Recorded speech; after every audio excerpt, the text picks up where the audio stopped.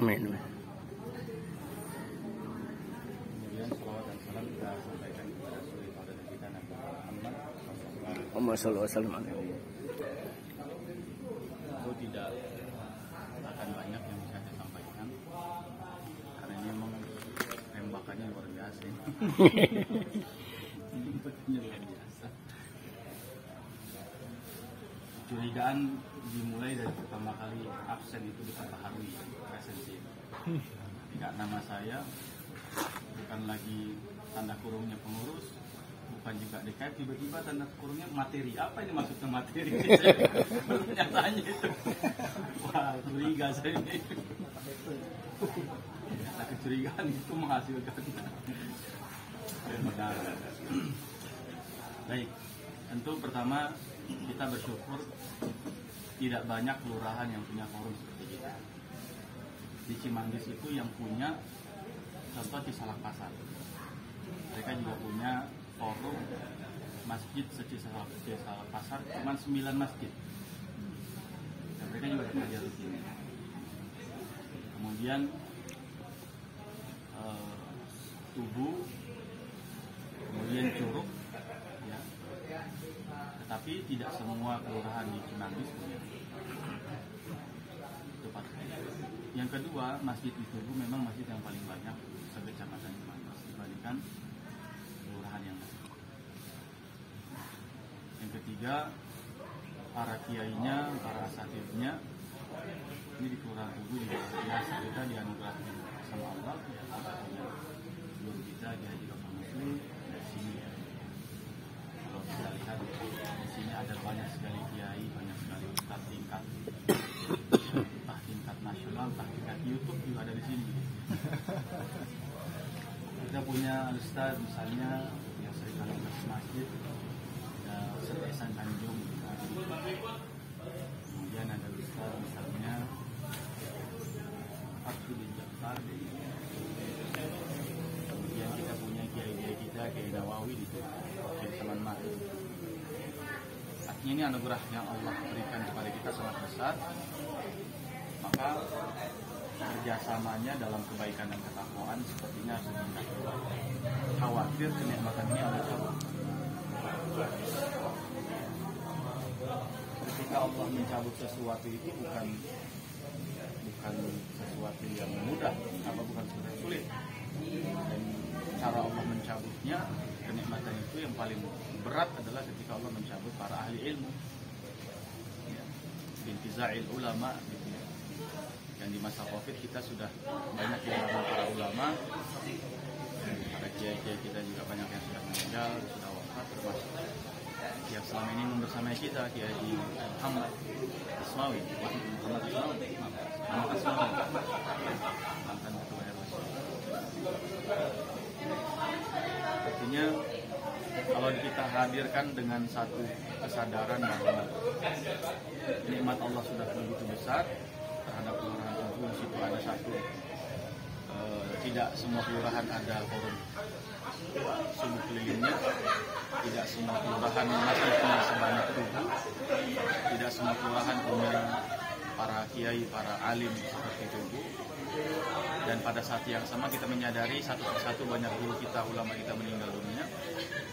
Maka sepertinya kita harus lebih mensyukuri lagi dengan menggesa atau paling tidak meningkatkan semangat kita menghidupkan sajadah subuh.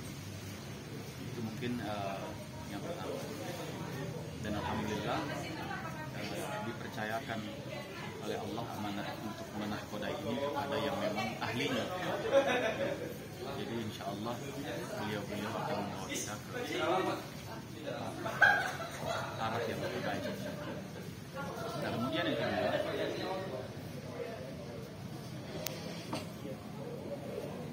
kalau kita melihat bagaimana kebangkitan umat Islam itu tentu dilihatnya bukan dari seberapa banyak jamaah salat Jumatnya. Kalau kita mau lihat keberkahan Allah di Tubuh, mungkin kalau saya mengatakan bisa jadi tidak berlebihan, tapi bisa juga berlebihan. Kebaikan dan keberkahan Allah buat kelurahan Tubuh, mari kita ukur di Jumat paginya. kira-kira berapa yang tergabung mensiarkan sajadah subuh. Karena kalau di masjid masing-masing sudah punya takaran kan. Biasanya masjid ini jumlahnya Senin sampai Jumat sekian, sampuhatnya masjid yang lain Senin sampai Jumat sekian, sampuhat sekian. Tapi bagaimana kebersatuan umat muslim kita di tubuh ini bisa tercermin untuk mengundang keberkahan Allahnya. Kalau ngadain Jumat gabungan kan sulit. Setelah Jumat gabungan tempatnya juga susah. Kemudian banyak terkendala lah.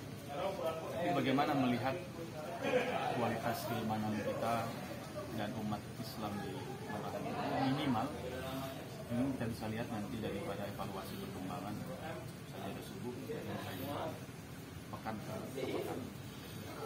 Sehingga insya Allah kalau dari situ kita bermula musinasi waliyakum, itu akan menjadi satu sinyal positif. Semoga Allah semakin memberkahi kita di Kelurahan Tugu, minimal kan itu. Kalau sudah keberkahan, la fatahna alaihim barakatun minas samai wal ardh, dibukakan semua pintu keberkahan dari langit dan bumi. Syaratnya amanu wa taqwa, beriman dan bertakwa. Dan indikasi keimanan seseorang adalah salah satunya salat subuh, bukan salat Jumat. Walaupun panggilan salat Jumat pun adalah wahai orang-orang beriman. Kalau kita boleh bermimpi misalnya satu saat semua masjid di Kelurahan Tugu standar salat subuhnya sudah setengah masjid aja, wah itu alhamdulillah. Setengah masjid aja semuanya. Total berapa? 50 ya? 50. Rata-rata masjid musola itu mungkin kapasitasnya sekitar 100 ada lah ya. Satu saf 20 orang kali 5 baris 100. 50 saja kali 50 masjid berarti sudah 2.500. Kalau dia punya istri berarti sudah 5.000. Kalau masing-masing punya anak 2 sudah berapa itu? 15.000 terkondisikan kalau kepala keluarganya baik. Kenapa? Kalau istrinya asumsi saya yang ditunggu satu saja. Jadi kalau nggak mungkin kayaknya kalau yang punya dua dia ditunggu itu bisa berantem. Yang ditunggu satu. Ditunggu satu, makanya kita hitung satu aja. Satu ke sana, satu ke sini. Lanjut. Jadi kalau kita bisa membayangkan, subhanallah gitu.